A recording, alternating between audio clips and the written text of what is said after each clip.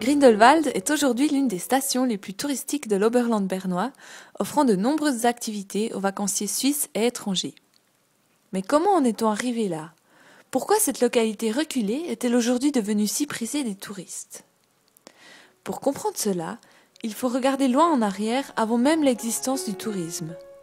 Au XVIIIe siècle, les premiers voyageurs commencent à s'intéresser aux Alpes pour leur beauté et comme objet d'études scientifiques.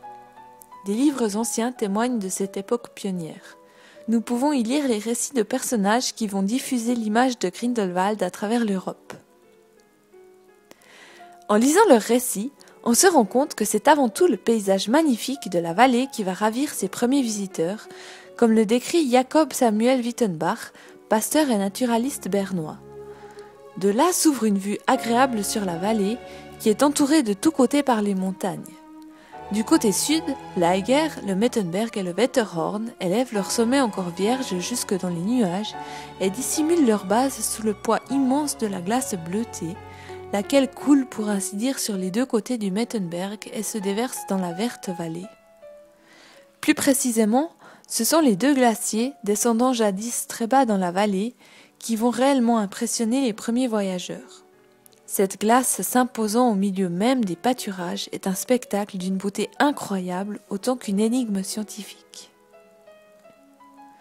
Dans la première moitié du XVIIIe siècle, Johann Georg Altmann, un lettré bernois, publie 2 livres parlant déjà de Grindelwald.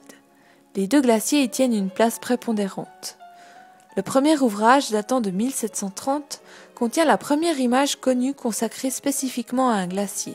Une vue du glacier inférieur parue en 1642 déjà. Le second livre, de 1751, est le premier à développer une théorie sur les glaciers et prend ceux de Grindelwald comme exemple. Ces glaciers deviennent donc un emblème pour le phénomène du glacier en général, encore inconnu et intriguant les savants et voyageurs européens. Ceux-ci vont affluer à Grindelwald pour voir et étudier ces merveilles.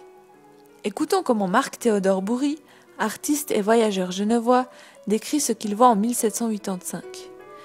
Les beautés des rochers, des montagnes et du glacier, les cavernes qu'on y découvre, les belles pyramides qu'il présente, la vivacité des couleurs qu'il réfléchit, les blocs de glace et de rochers entassés pêle-mêle et à moitié suspendus, l'éblouissante blancheur des glaces, font espérer que plus on montera, plus on verra d'objets extraordinaires et beaux.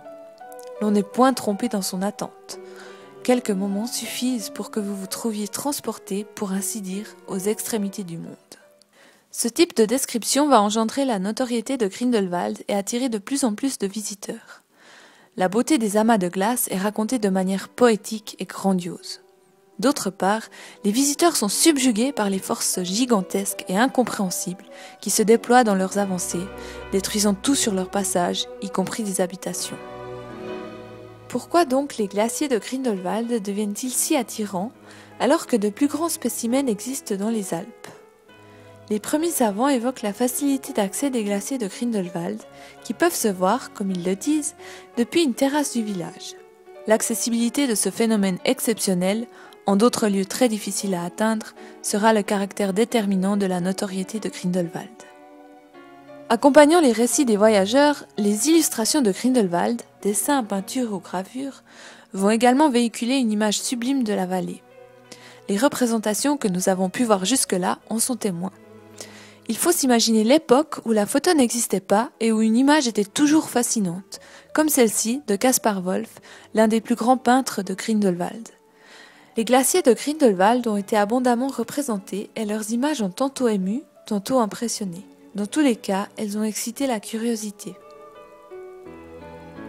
Après cette période de découverte, la porte est grande ouverte au phénomène qui se développera au XIXe siècle, le tourisme. Prédestiné, Grindelwald va jouer dans cette nouvelle histoire un rôle de pionnière en proposant des hôtels, de l'alpinisme, puis des sports d'hiver. Depuis, le tourisme n'a cessé de déterminer le sort de Grindelwald pour aujourd'hui représenter 90% de l'économie de la commune.